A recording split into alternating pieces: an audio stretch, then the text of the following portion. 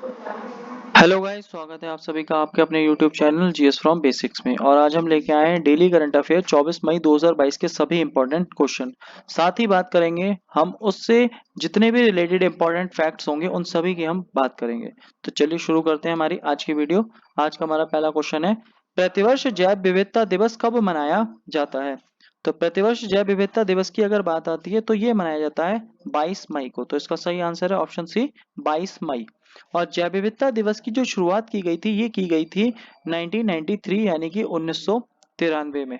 1993 में इसकी शुरुआत की गई थी और 1993 से मनाना शुरू किया गया जैव विविधता दिवस 22 मई को। और अगर बात आती है पूरे विश्व में, भारत में अगर देखा जाए कुल कितने परसेंट जैव विविधता है, तो यदि पूरे विश्व में 100% है तो भारत में अगर बात आती है तो भारत में हमारा 8% जैव विविधता है। और अगर बात आती है भारत में सबसे अधिक जैव विविधता कहाँ पर है, तो पश्चिमी घाट। और अगर बात आएगी सबसे कम कहाँ पर है, तो वो है सुंडालैंड, ग्रेट निकोबार। तो ये दोनों बातें याद रखनी है, कहाँ पर जैव विविधता ज्यादा है और कहाँ पर कम। और अगर बात आती है विश्व में सर्वाधिक जैव विविधता वाला देश कौन सा है, ब्राजील। और नदी कौन सी है, अमेजन। तो ये भी हमें याद रखना है। और इसी के साथ अगर देखा जाए तो 22 मार्च को, तो 22 मार्च को अगर देखा जाए तो मार्च को मनाया जाता था जल दिवस। और अगर बात आती है 22 अप्रैल को, तो 22 अप्रैल को जो मनाया जाता था वो मनाया जाता था पृथ्वी दिवस। और अब बात आती है मई की, तो 22 मई को मनाया गया जैव विविधता दिवस। नेक्स्ट है हमारा अगला क्वेश्चन, वित्त वर्ष 2021-22 में भारत ने कितने अरब अमेरिकी डॉलर का प्रत्यक्ष विदेशी निवेश एफडीआई हासिल किया है?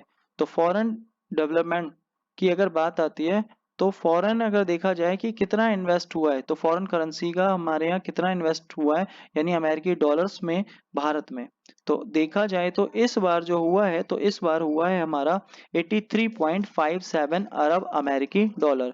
और पिछली बार की अगर हम बात करें 2021 की, तो 2021 में था 81.97 अरब अमेरिकी डॉलर, यानी कि पिछली बार की तुलना में इस बार भारत में निवेश बढ़ा है।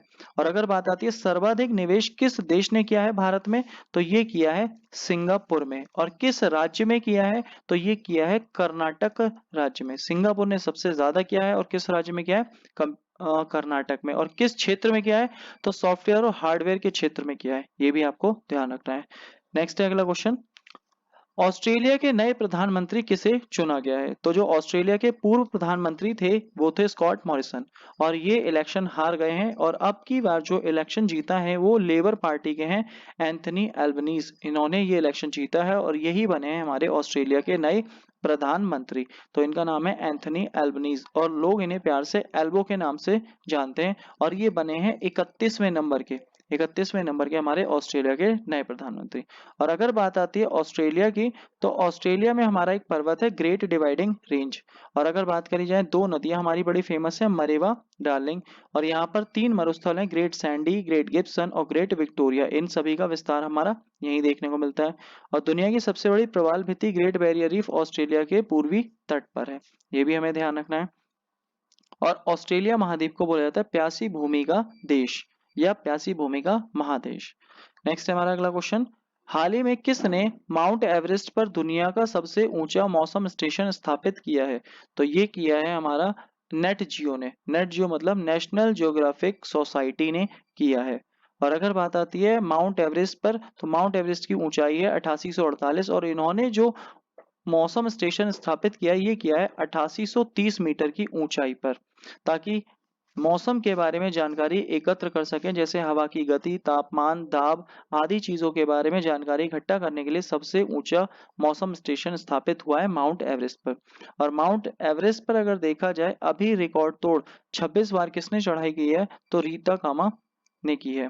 तो कामी रीता शेरपा ने की है। तो हमारा कामी रीता शेरपा का नाम आता है जिन्होंने 26 बार इस पे चढ़ाई की है। और अगर बात आती है गैर नेपाली व्यक्ति अगर कोई है, तो 16 बार कैप्टन कैंटन कूल ने करी है, तो वो 16 बार उन्होंने चढ़ाई करी है। तो 26 बार चढ़ के इन्होंने रिकॉर्ड तोड़ा है और 16 बार हमारे कैप्टन कैंटन कूल ने तोड़ा है। नेक्स्ट है हमारा अगला क्वेश्चन, चर्चा में रहा साहेल क्षेत्रीय आतंकवाद रोधी बल G5S में कौन सा एक देश शामिल नहीं है? तो बात आती है यहाँ पर साहेल की। तो साहेल क्या है, यहाँ पर हमारा एक अफ्रीका महाद्वीप है। तो अफ्रीका महाद्वीप में यहाँ है विश्व का सबसे बड़ा मरुस्थल सहारा मरुस्थल। और सहारा मरुस्थल के जितने भी यहाँ पर इस क्षेत्र में, सहारा मरुस्थल के क्षेत्र में जो भी देश लगते हैं उन्हें बोला जाता है साहेल। अब साहेल में अगर बात आती है तो साहेल में यहाँ पर हमारे 5 देश है, और इन 5 देशों में अभी अभी माली अलग हुआ है। अब इन 5 देशों में यहाँ क्वेश्चन पूछा गया कौन सा देश शामिल नहीं है। तो साहेल हमारा यहाँ पर 5 देश। अगर बात आती है इसमें हम देखते हैं ऑप्शन डी दक्षिण अफ्रीका। तो दक्षिण अफ्रीका पड़ता है हमारा यहाँ, तो यानी कि इसमें आंसर हो गया हमारा दक्षिण अफ्रीका। तो इसमें 3 देश तो हमारे हो गए, बुर्किना फासो, माल्टोनिया और नाइजर। इसके अलावा अगर बात करी जाए तो यहाँ पर इन 3 के अलावा हमारा चौथा एक है हमारा चाड, और चाड के अलावा 5वां था हमारा माली। अब माली अभी हाल ही में क्या हो गया है, G5S से अलग हो गया है, तो ये भी हमें ध्यान रखना है।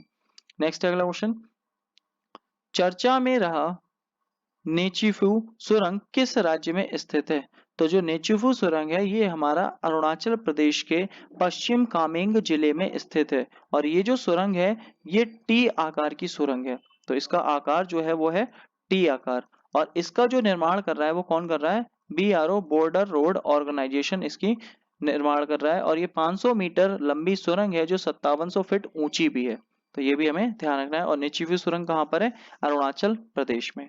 नेक्स्ट अगला क्वेश्चन, हाल ही में कश्मीर विश्वविद्यालय की पहली महिला कुलपति कौन बनी है। तो कश्मीर विश्वविद्यालय की पहली महिला कुलपति जो बनी है इनका नाम है नीलोफर खान। तो इसका सही ऑप्शन है ऑप्शन ए नीलोफर खान। और अगर बात आती है कश्मीर के उपराज्यपाल कौन है, तो इसके उपराज्यपाल है मनोज सिन्हा। नेक्स्ट है अगला क्वेश्चन, हाल ही में कहां पर भारतीय खेल प्राधिकरण के 24वें राष्ट्रीय उत्कृष्टता केंद्र की आधारशिला रखी गई है। तो यहाँ बात आती है भारतीय खेल प्राधिकरण, यानी इसको बोला जाता है शॉर्ट में SAI। और ये भारतीय रेलवे के साथ मिलकर काम करता है। तो यानी sports sports authority of India, यानी भारतीय खेल प्राधिकरण। और इसका 24वां राष्ट्रीय उत्कृष्टता केंद्र, इसकी नींव रखी गई है। और ये कहाँ रखी गई है, कूच बिहार। और कूच बिहार कहाँ है, ये हमारा पश्चिम बंगाल में यानी कि वेस्ट बंगाल में है। और यहाँ जो बात आती है हमारा खेलों को बढ़ावा देने के लिए जो खेल मंत्री हैं अनुराग ठाकुर ने, उन्होंने इसकी शुरुआत की है। और अगर हम बात करें राष्ट्रीय खेल विश्वविद्यालय कहाँ है, तो वो हमारा मणिपुर में स्थित है। नेक्स्ट है हमारा अगला क्वेश्चन, हाल ही में भारतीय कंपाउंड टीम ने किसे हराकर तीरंदाजी विश्व कप 2022 के दूसरे स्टेज में स्वर्ण पदक जीता है। तो अभी ये हमारा भारतीय कंपाउंड टीम है, यानी भारत ने तीरंदाजी में विश्व कप 2022 में स्वर्ण पदक जीता है। और किसको हराकर जीता है, तो ये इन्होंने हराया है फ्रांस को। और ये जो प्रतियोगिता हुई थी, ये इस प्रतियोगिता का आयोजन कहाँ हुआ था, इसका आयोजन हुआ था दक्षिण कोरिया में। और दक्षिण कोरिया में भारत ने किसको हराया है, फ्रांस को। यानी भारत है विजेता और फ्रांस है उपविजेता। और इसमें 3 खिलाड़ी हैं, एक तो है हमारे अभिषेक वर्मा। तो आपको पहला नाम याद रखना है अभिषेक वर्मा। दूसरे हैं हमारे रजत चौहान, दूसरा नाम आता है हमारे खिलाड़ी का रजत चौहान। और तीसरे खिलाड़ी हैं हमारे अमन सैनी। तो 3 खिलाड़ियों ने, अगर देखा जाए, ये टीम थी भारतीय कंपाउंड टीम जिसने हराया है फ्रांस को और स्वर्ण पदक जीता है किसमें, तीरंदाजी में।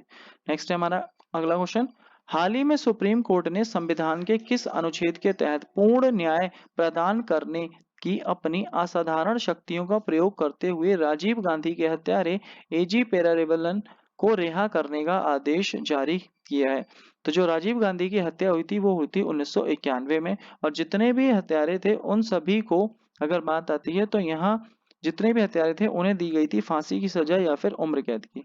अब यहाँ इन्हें जो रिहा किया है वो किसने किया है, वो किया है हमारे सुप्रीम कोर्ट ने। और सुप्रीम कोर्ट ने संविधान का एक अनुच्छेद का प्रयोग किया जिसमें बात आती है पूर्ण न्याय की। और पूर्ण न्याय में अगर बात आती है तो अनुच्छेद 142 में बात कही गई है पूर्ण न्याय या विशेष न्याय। तो विशेष न्याय या पूर्ण न्याय की शक्ति का प्रयोग किया है अनुच्छेद 142 के तहत सुप्रीम कोर्ट ने। और जो एक हत्यारे थे AG पेरारिवलन, इनको रिहा करने का आदेश जारी किया है। हमारी लास्ट वीडियो का क्वेश्चन था 19 मई 2022 को ब्रिक्स के विदेश मंत्रियों की बैठक की मेजबानी किसने की। तो 2022 में कर रहे हैं चीन, और 2021 में करी थी भारत ने, और 2023 में करेंगे हमारे साउथ अफ्रीका। तो इसका सही आंसर था ऑप्शन ए। और हमारा आज का सवाल है, विश्व मधुमक्खी दिवस कब मनाया जाता है? इसका आपको आंसर कमेंट बॉक्स में देना है। और साथ ही आज की पीडीएफ फाइल आप हमारे टेलीग्राम ग्रुप से या फिर आप हमारे व्हाट्सएप ग्रुप से भी डाउनलोड कर सकते हैं, जिसका लिंक ये भी दिया हुआ है और साथ ही साथ डिस्क्रिप्शन बॉक्स में भी लिंक दिया गया है। और अगर आज की वीडियो अच्छी लगी हो तो प्लीज़ वीडियो को लाइक करें, शेयर करें, कमेंट करें और चैनल को सब्सक्राइब करें। वीडियो देखने के लिए थैंक यू गाइस।